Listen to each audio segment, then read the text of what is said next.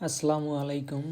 আজ আমি আপনাদের নিয়ে এসেছি চীনের সবচেয়ে আধুনিক এবং ব্যস্ত রেলওয়ে স্টেশনগুলোর একটিতে, নানজিং সাউথ রেলওয়ে স্টেশন। আমরা যাকে চীনা ভাষায় বলি নানজিং নান। এই বিশাল স্টেশনটি শুধু একটি পরিবহন কেন্দ্র নয়, এটি চীনের উচ্চ গতি রেল নেটওয়ার্কের একটি গুরুত্বপূর্ণ হার্টবিট। আর আজ আমরা যে দৃশ্য দেখছি এটি কোনো সাধারণ দিনের দৃশ্য নয়। আজ চীনের জাতীয় দিবস, যার চীনা ভাষায় বলা হয় গৌচিং। এই নানজিং সাউথ রেল স্টেশনটি নির্মাণ করা হয়েছিল 2008 সালে এবং 2011 সালে সম্পূর্ণভাবে চালু হয়।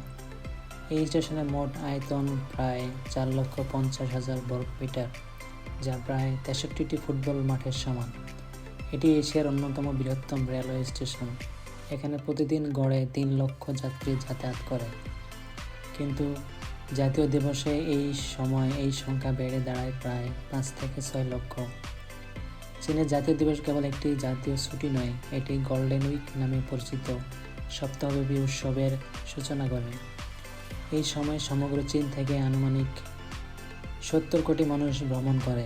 এটি বিশ্বের বৃহত্তম মানব অভিবাসন।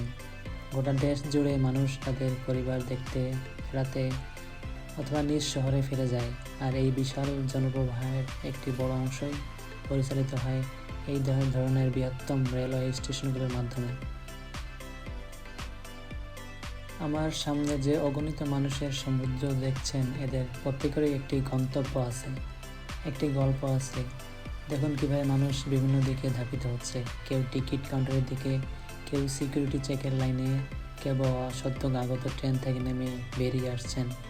এই বিশাল জনসমাগম দেখে কি আপনার কখনো মনে হয়েছে যে মানুষের একটি নদী কীভাবে প্রবাহিত হয়? আমি নিজেই জিনথান থেকে বুলেট ট্রেনে চড়ে নানজিং এসেছিলাম একটি জরুরি কাজে। ভেবেছিলাম স্বাভাবিক একটা দিন হবে, কিন্তু স্টেশনে প্রবেশ করার পরেই আমার চোখ আর বিশ্বাস করতে চাইল না। মনে হচ্ছিল যেন আমি কোনো সাইফাই মুভির দেশে চলে এসেছি, যেখানে গোটা মানব সভ্যতা কোনো একটি স্থান থেকে অন্য স্থানে স্থানান্তরিত হচ্ছে। এই ভিড়ের মধ্যে দাঁড়িয়ে আমার নিজের অনুভূতিগুলো খুব জটিল ছিল।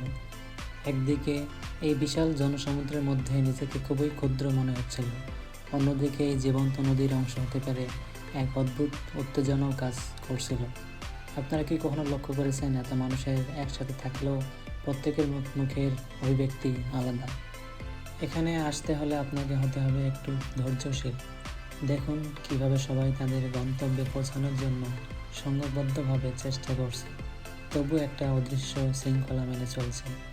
এটাই হলো চীনের গণপরিবহনের এক